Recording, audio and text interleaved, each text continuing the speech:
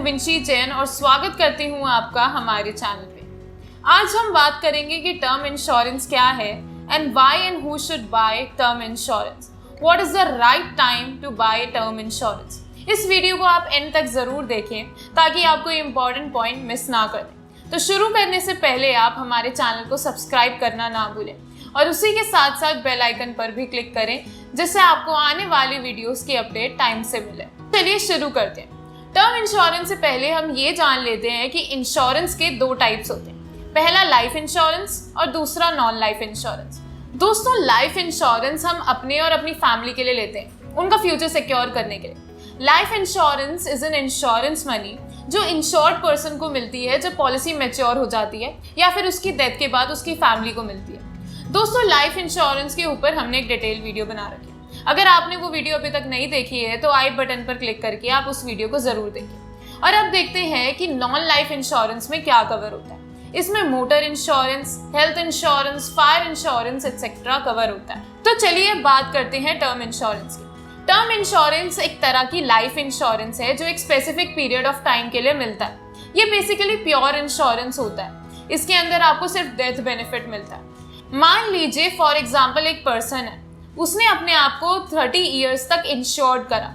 अगर 25th year में उसकी डेथ हो जाती है तो उसका बेनिफिट उसके नॉमिनी को मिलेगा। डेथ बेनिफिट में जितना भी अमाउंट होगा वो आपकी फैमिली को मिल जाएगा, जिससे आपके जितने लोन्स एंड लाइबिलिटीज होंगे वो क्लियर कर सकती है आपकी फैमिली। नॉमिनी को उसका अमाउंट लमसम या फिर उसको मंथली पेमेंट के थ्रू मिलता है। इन दोनों में से वो कोई भी ऑप्शन ऑप्ट कर सकते हैं। ये फैमिली के लिए एक तरह का प्रोटेक्शन प्लान हो जाता है, तो इसलिए हम इसको प्योर इंश्योरेंस बोलते हैं। अब देखते हैं कि टर्म इंश्योरेंस क्यों लेनी चाहिए, इसके बेनिफिट्स क्या हैं। पहला, टर्म इंश्योरेंस कवर हमेशा लेना चाहिए अगर आपके ऊपर कोई भी लोन या फिर कोई लाइबिलिटी है। अगर आप एक पॉलिसी लेते हैं तो आपके सारे लोन्स एंड लाइबिलिटीज कवर हो जाते हैं उस इंश्योरेंस पॉलिसी में। दूसरा, ये सबसे सस्ती इंश्योरेंस होती है। इसमें आपको कम प्रीमियम पे करना होता है और कवर काफी ज्यादा मिल जाता है। तीसरा, ये एक प्योर इंश्योरेंस है। इसमें इंश्योरेंस एंड इन्वेस्टमेंट मिक्स नहीं होती। अब सवाल है कि टर्म इंश्योरेंस किसको लेनी चाहिए। इसको हम एक एग्जाम्पल से समझते हैं। मान लीजिए दो पर्सन हैं, एक मिस्टर ए और दूसरा मिस्टर बी। अब मिस्टर बी के पेरेंट्स रिटायर्ड हैं और उसकी शादी भी हो चुकी है और उसकी वाइफ हाउसवाइफ है और उसके दो बच्चे हैं। अब वो अकेला है जो वो अर्न करता है, सब उस पर डिपेंडेड है, पेरेंट्स, वाइफ एंड चिल्ड्रन। और मिस्टर ए के पास होम लोन भी है 50 lakhs का। Now mister B is alone, he has no wife, no children and no parents, no one.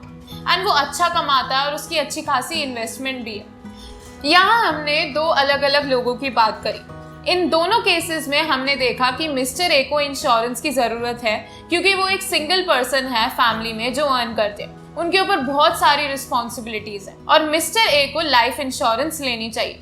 तो दोस्तों, इंश्योरेंस उनको लेनी चाहिए जो पर्सन सिंगल अर्नर है फैमिली में और जिनके ऊपर बहुत सारी रिस्पॉन्सिबिलिटीज हैं। जिस पर्सन के पास ज्यादा इन्वेस्टमेंट्स नहीं है उसको भी लाइफ इंश्योरेंस लेनी चाहिए। अब ये समझते हैं कि सही समय कब है इंश्योरेंस लेने का। जो प्रीमियम होता है वो आपकी एज पे डिपेंड करता है। स्मोकिंग हैबिट्स कैसी हैं। अगर आप स्मोकर हैं तो आपका प्रीमियम थोड़ा हाई हो जाता है। अगर आपकी कोई एग्जिस्टिंग इलनेस है तो भी आपका प्रीमियम हाई हो जाता है और जैसे जैसे एज बढ़ती है तो भी आपका प्रीमियम हाई हो जाता है। तो आप जितना जल्दी टर्म इंश्योरेंस ले लें उतना ही बेटर होता है। फिर प्रीमियम की जो पेमेंट होती है वो आप सिंगल भी कर सकते हैं या रेगुलर पेमेंट भी ऑप्ट कर सकते हैं, चाहे वो ईयरली हो, हाफ ईयरली या क्वार्टरली या मंथली। तो बहुत लोग मंथली ऑप्ट करते हैं इसमें या फिर कुछ लोग ईयरली भी ऑप्ट करते हैं। ये पूरा आपके ऊपर डिपेंड करता है। जिसमें आपको एकदम से बर्डन ना पड़े आपको वही ऑप्ट करनी चाहिए।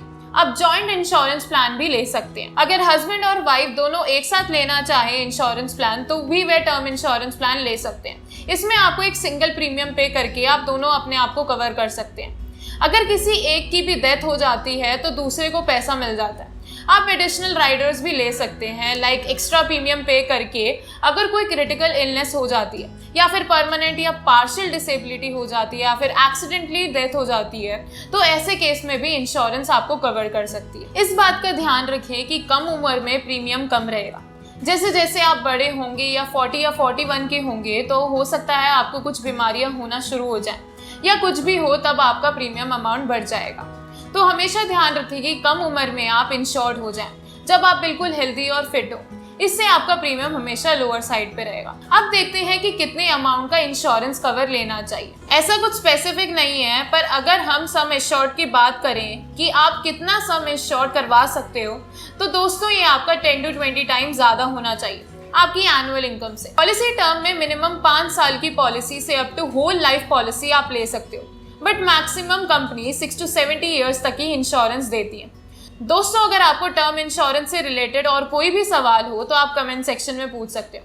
और अगर आपको ये वीडियो पसंद आई तो इसको लाइक करें और शेयर करें। धन्यवाद।